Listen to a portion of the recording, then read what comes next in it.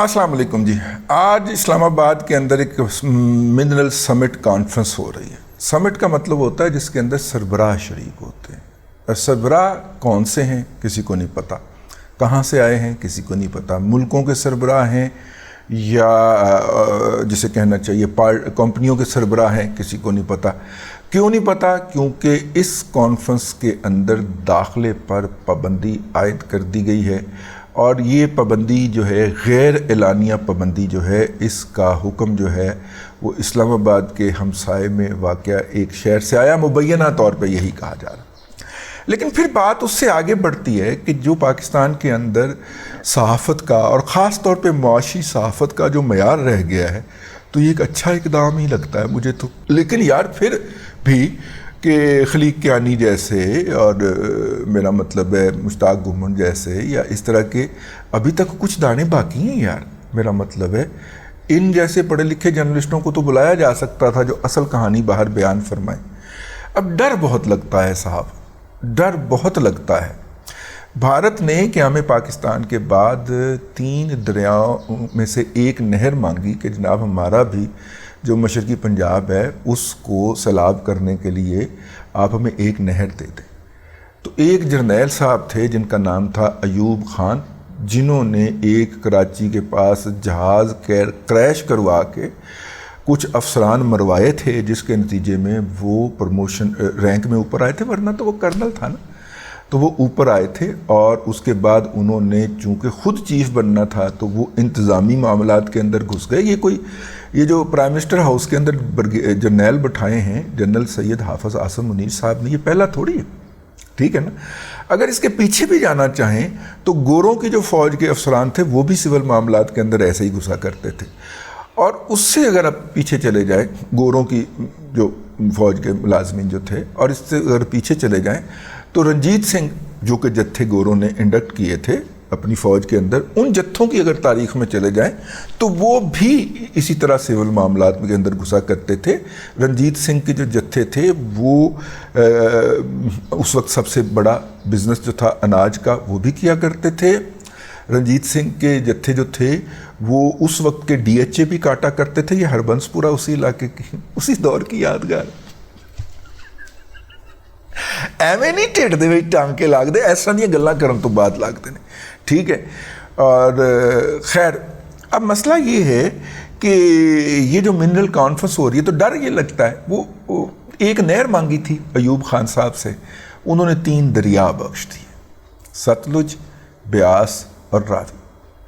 और ऊपर से प्रोपेगंडा इतना खौफनाक है हमसाया मुल्क का भी और हमसाया मुल्क के हम ख्यालों का पाकिस्तान के अंदर भी, कि बच्चे आज पूछते हैं ब्यास क्या कौन सा दरिया है। फिर मैं बच्चों को लेके जाता हूँ ब्यास की गुजरगाह के ऊपर कि यहाँ से गुजरा करता था बेटा ब्यास दरिया। ये पुल जो बना हुआ है ना, ये उसकी बाकियात के लिए बना हुआ है, ठीक है। सतलुज, ब्यास और रावी तीनों दरिया बख्श दिए और चौथे दरिया के ऊपर चनाब के ऊपर हक तस्लीम कर लिया।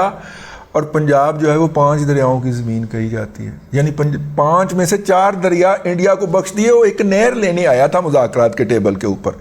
ये नेगोशिएशन है एक जर्नैल की।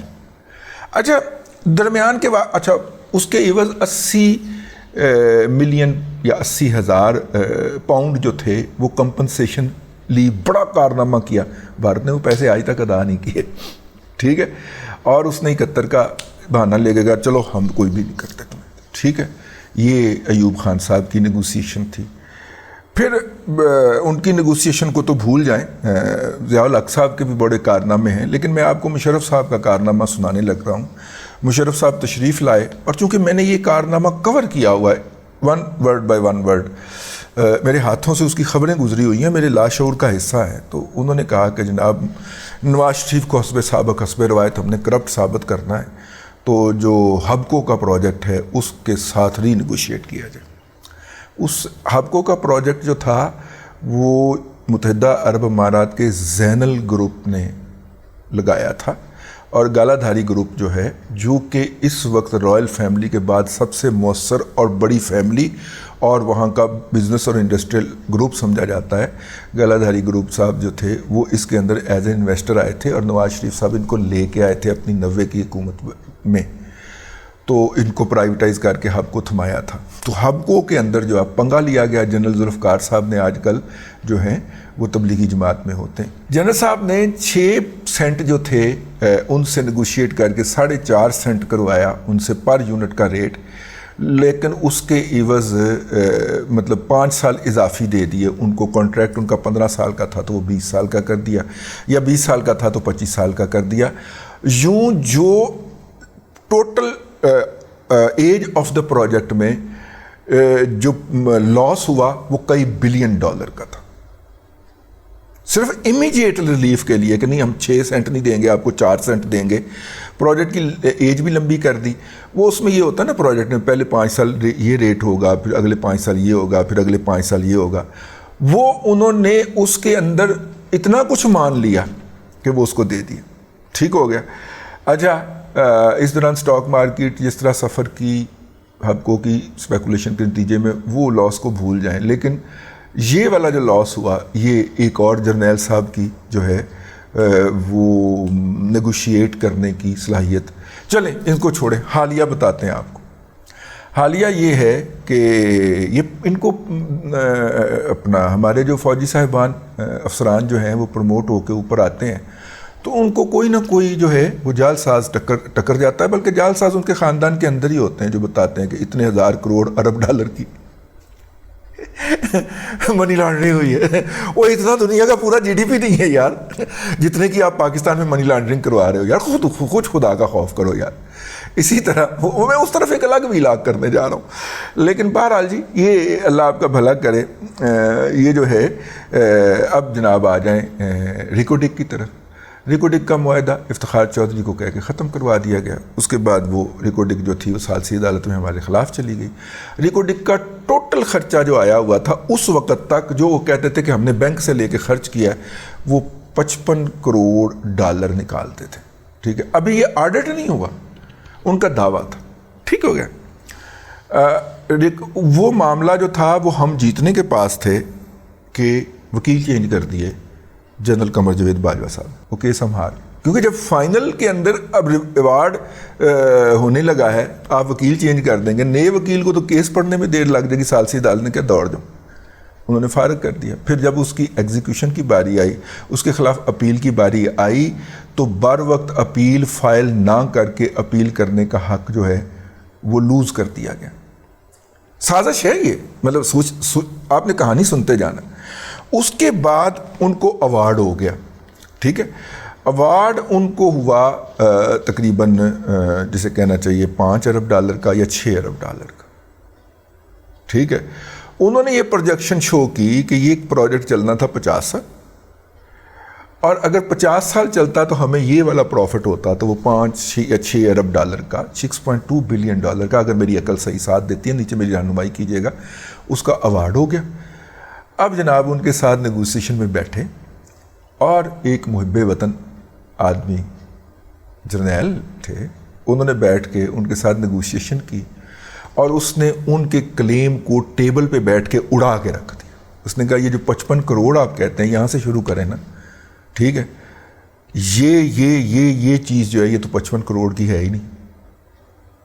ٹھیک ہے, اس کے بعد انہوں نے کلیم مطلب ٹیکنیکل بنیاد کے اوپر وہ بندہ آیا.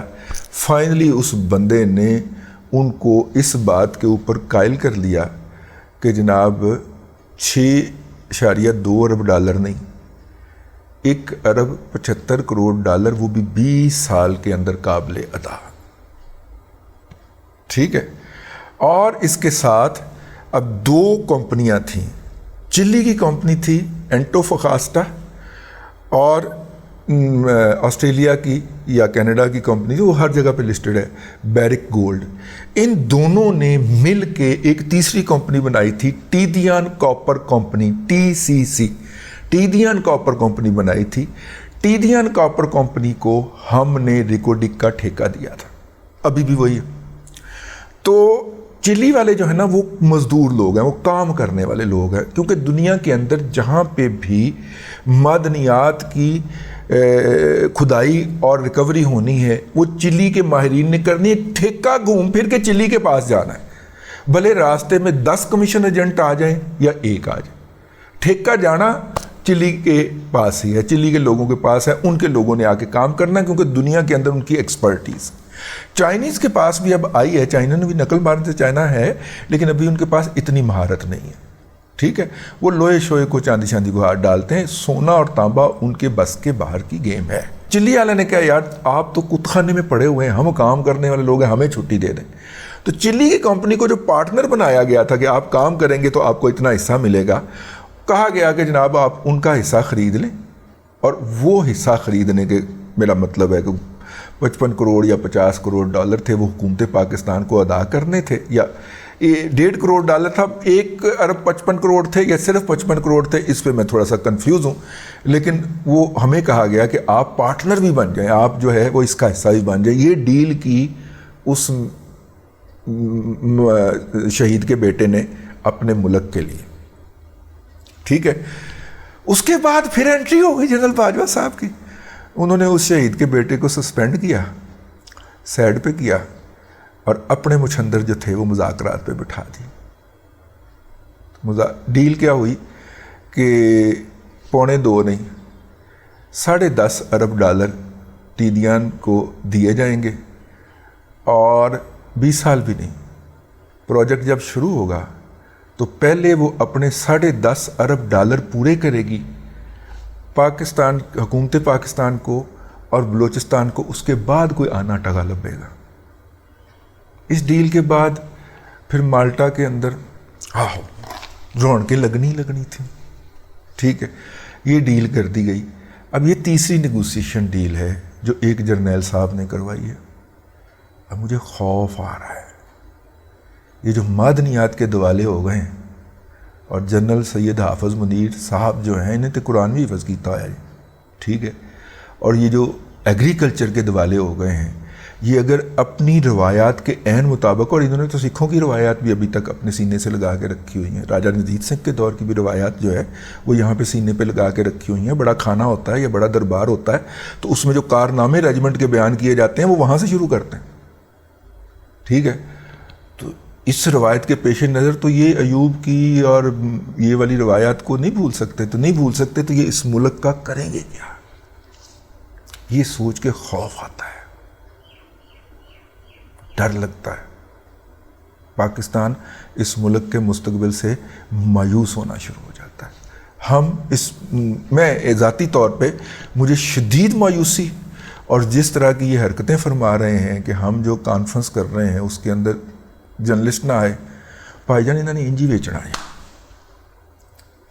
مجھے درست کیجئے، مجھے کریکٹ کیجئے اگر میں نے کوئی ایسی بات کہی ہو جو غلط ہو۔ ہاں تب ہے نازک کے اوپر گراں ضرور گزریں گی، لیکن یہ سچ جو ہے وہ تلخ ہوتا ہے۔ تو جو میرے پاس حقائق تھے وہ میں نے عرض کرنے کی جسارت کر دی ہے۔ خوف بڑا آتا ہے کہیں کمپنی بہادر کا دور واپس نہ آ جائے کہ گندم اگانے والے علاقے کے اندر ہم قحط پڑا ہوا دیکھیں۔ اب تک کے لیے اتنا ہی، اگلے ولاگ کے اندر پھر حاضری ہوگی۔ اللہ تبارک و تعالیٰ آپ کو آسانیاں عطا کرے اور آسانیاں خلق خدا میں تقسیم کرنے کی توفیق عطا کرے۔